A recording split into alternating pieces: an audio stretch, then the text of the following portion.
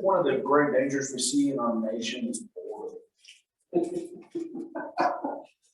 It's not a joke, actually. It's funny because it's true. It is. If you look back in history, we didn't have time to. I don't think we were as worried with a lot of different things because we didn't have time to. We had to cut wood. We had to find food. We had to. Now that we can go to Walmart or Walmart comes to us from our phone, we have way too much time on our hands, and boredom has become Is that a political statement, Sean? I can't speak about religion and politics. I chose one, so I can't talk about it. I think. One of the great dangers we face in our society is we're in this series called Good Lessons from Bad Guys. This week it's actually a bad girl. We don't really focus much on this lady because when we come to this text, it's always Joseph. We look at Genesis 39, we really focus on him. We don't focus much on Potiphar's wife, but we're going to look at her today and consider kind of how she got in trouble. I think this is a good thing for really all of us to look at because there's two factors here. There's extra money and there's extra time. I think both of those things play a major role in this. With that comes power, and you might not feel very powerful.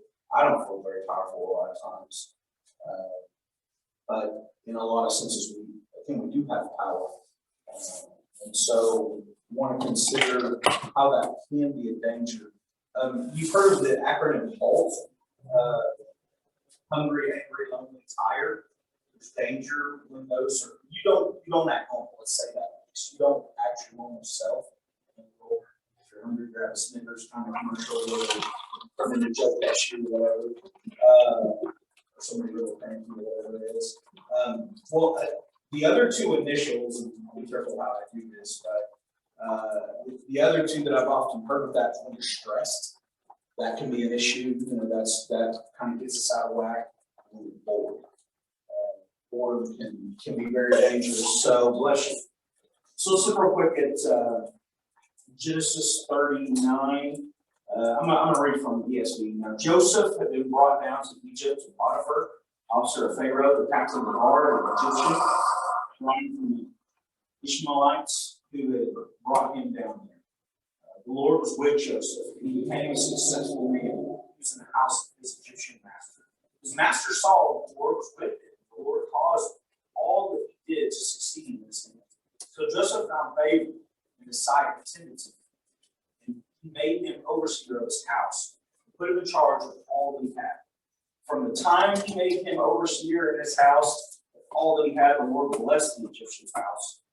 For Joseph's sake, the blessing of the Lord was on all he had, in house and field. So he left all that he had in Joseph's charge, and because of him, he had no concern about anything with the food he ate. Now Joseph was handsome in form and appearance. After a time, his master's wife cast her eyes on Joseph and said, "Lie with me." But he refused. He said to his master's wife, "Behold, because of me, my master has no concern about anything in his house. He's put everything that he has in my charge. He is no greater in his house. He is no greater in his house than I am, nor has he kept back anything from me except you, because you're his wife. How can I do this great wickedness and sin against God?" As she spoke to Joseph day after day, he would listen to her, to lie beside her or be with her. But one day, when he went into the house to do his work, none of the men in the house was there in the house. She caught him by his garment, saying, "Lie with me." But he left his garment in her hand and fled and got out of the house. As soon as she saw that he had left his garment in her hand, fled out of the house, she called to the men of the household and said, See, he has brought among us a Hebrew to laugh at us. He came in to lie with me, and I cried out in a loud voice. And as soon as he heard that I lifted my voice and cried out, he has left his garment beside me and fled and got out of the house. Then she laid up his garment by her until her master came home. And she told him the same story. The Hebrew servant whom you brought among us came into me to laugh at me. But as soon as I lifted my voice and cried, he left his garment beside me and fled out of the house. As soon as his master, let's stop in verse 18 actually. What do we hear here?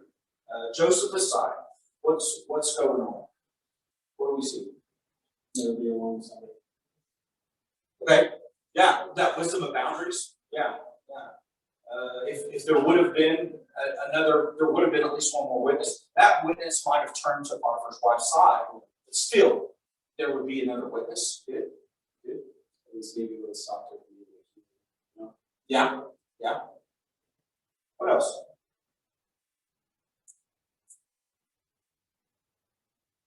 I'm trying to think in terms of her. You make a great point this morning. Every time we consider this, we typically look at Joseph and how he handled that situation. We want to learn something from her actions and. She obviously got a big ego. Nobody will tell me. Right.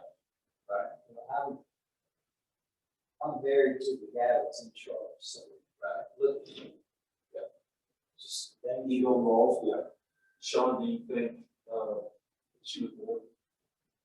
You think she, everything was, Potiphar was a wealthy man. She probably. She had service for everything she needed. Yeah, she didn't have to do nothing. She, I don't know if she served at the What else? Goodwill store or not, but whatever that was for them, but. What else could she not have? Right. I mean, she could have everything, anything. That is something she could. Yeah, that's true. So- Temptation work you can't reach that. Not contentment. A lack of contentment, recognizing what's maybe sometimes we have a tendency to look at the one thing we don't have rather than reflect on the blessings that we do have. Yeah, that's a good point. She's certainly opportunistic. Yeah. That sounds like something that's a good thing. Nobody was in the house, and so she, got a chance. Yeah. What's interesting to me, a lot of times when you kind of notice what's not there, what does she have? What's different from her and really everybody else we've ever mentioned? All the other men or women. Last week we looked at who did we teach about? I guess it was 2 weeks ago. 2 weeks ago. Did the deal for it? I can't remember. The bad dudes usually get their It's Michael. Oh, yeah. I'm sorry. The bad guys usually get their comeuppance in the end, but she doesn't really Okay. let her do it. She does it. At least we don't know. Right. I think she got it. You think she got it? Probably. Well, at the end of the day, maybe, yeah, but I mean, Potiphar doesn't question his wife, you notice that, right? He assumes that she's correct on that. Yeah. Which is good on his part. Well, He's trusting her. I guess it really struck me. It's kind of like Lot's wife. Name's never mentioned. Oh, You know, is that what you're saying? It's interesting that her name's never mentioned. Moses doesn't mention who she is, and I don't know if that's. I'm not sure if that's just to point out the adultery in the situation, or if that's just she's not worth mentioning, or I don't know. But I thought it interesting that she never got, she didn't get famous Jezebel or Michael or Ananias and Sapphira, some of the others that we looked at. Obviously, again, from this perspective of Joseph, everything's gone wrong, and here's just one more thing. God worked even through this. But as we look at this, look at verse 7. It says, after a while, master's wife took notice of Joseph. There's a quote here that he mentions, idleness became the soil that nourished her sinful thoughts. And just nothing to do, but after a time, she kind of begins to look around, and Moses is clear. Joseph's a looker. He's a good-looking guy, and after a time, she began to think, "Hey, I want this guy." Verse 10, it says the day after day. What does your version say there in verse 10? Day after day. Day after day. Other historical resources, Jubilee, another side book, says she badgered him for up to a year. The easy to read says the woman talked with Joseph every day. Okay, talk to him every day. Okay. Other historical resources will say up to a year. Some of us say, well, it's a lapse of judgment. It was just that one moment. He wore just the right tie that day. The silk scarf and the suit was just spot on, perfect match, very tailored cuts. It was that one time. But what's really going on with Potiphar's wife? I mean, at least according to I that remember verse. she saying, bored. The word was after a while. It wasn't day one. But yeah, that's true. This is also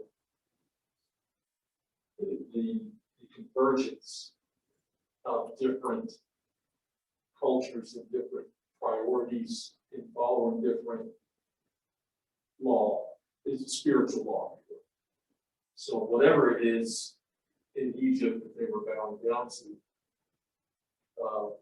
maybe there was something about the sacredness of marriage. She wasn't on me yet.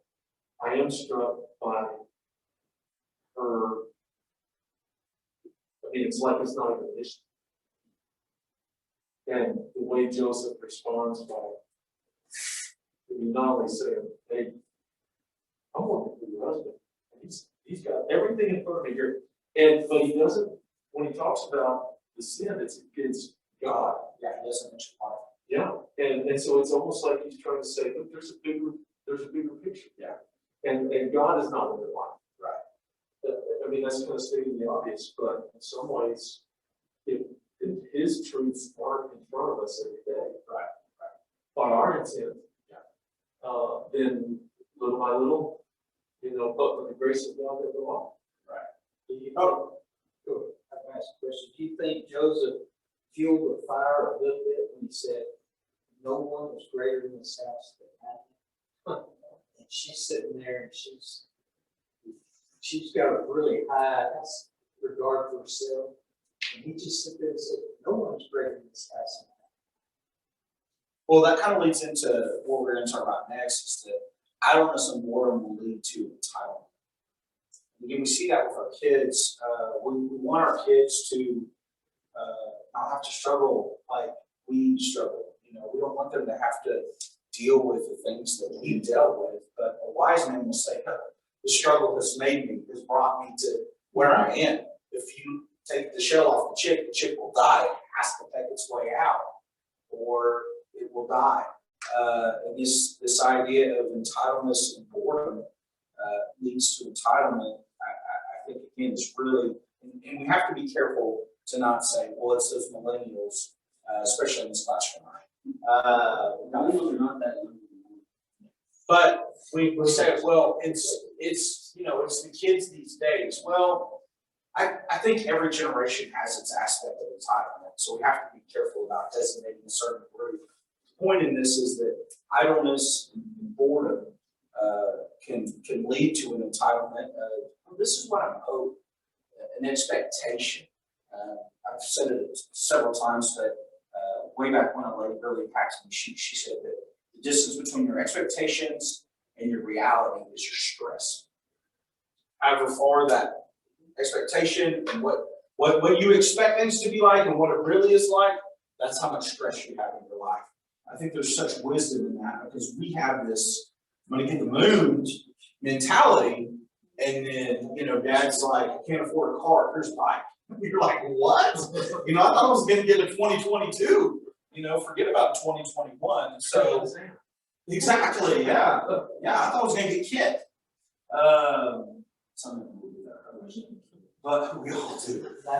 But this idea, this idea that, you owe me something, my parents owe me something, society owes me something, and again, we're dealing with this more and more. An idle mind, an entitled attitude leads to aggressive and evil behavior. Again, I don't want to get political, but man, And that's where you're gonna vote? yeah, we see this happen. I mean, in 2020, I'm locked down. I start worrying about stuff that I've never worried about, things I've just taken for granted, things that really aren't even in toilet paper, not really even an issue. They got some there at the store, and I'm freaking out about that. Things that we begin to, again, that yesterday was just nobody really cared about, but today has become such a huge thing, and that idea of giving Satan a foothold through our boredom and idleness is just really, really glares in our face. She also started putting her own hubris. Has she ever really worked for anything in her life? Probably not. Right?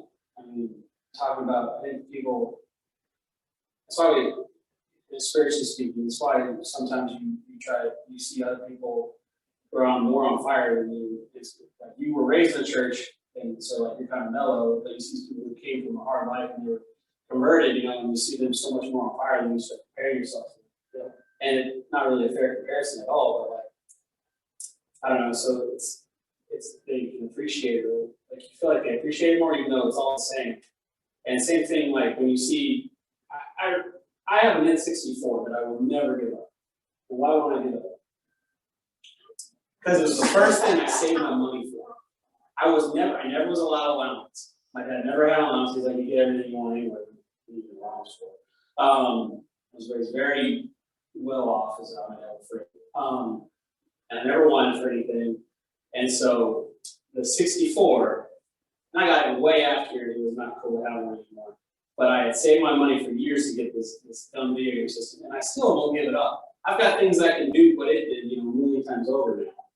And I won't give it up. And I don't play it. And why? Because to me, it's like that symbol of the one time I worked hard for. I feel like for her, she hasn't really had to struggle all that much, right? Her husband is the one.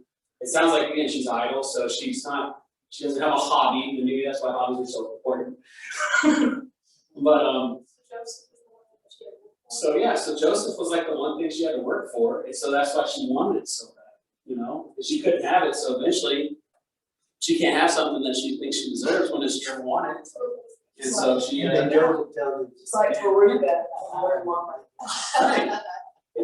To me, that's what I see. It's like people appreciate things more when they work for them, And I don't think she's ever had to really work for anything. So I wonder if she really appreciated what she had. And I tend to think that because of how much of a big deal she makes of the cloak and implementing or that marriage was safe for them. Does that make sense? That's in the way she threw it. Well, she was going to leverage that. Or I don't yeah. know if she felt that way, but she. Well, for that, I'm saying, so, culturally, so, Yeah. to me, it's It's like, just a way to elevate above. right. Well, what would have happened for not, Right. if it was, if he knew the truth. Right. In those days, it wouldn't just be like a divorce, which is bad enough, but yeah, I don't know, maybe. Well, and in reality, a lot of scholars say he would have been killed, And so she- it probably had happened before. But I mean. Scholars make the argument she had probably come on to others before because Joseph should have died. But I'm saying that if it had been flipped and she was proven to be the guilty one, what would have happened? They're the same. Yeah, I don't know if he would have killed her, if he would have tossed her out.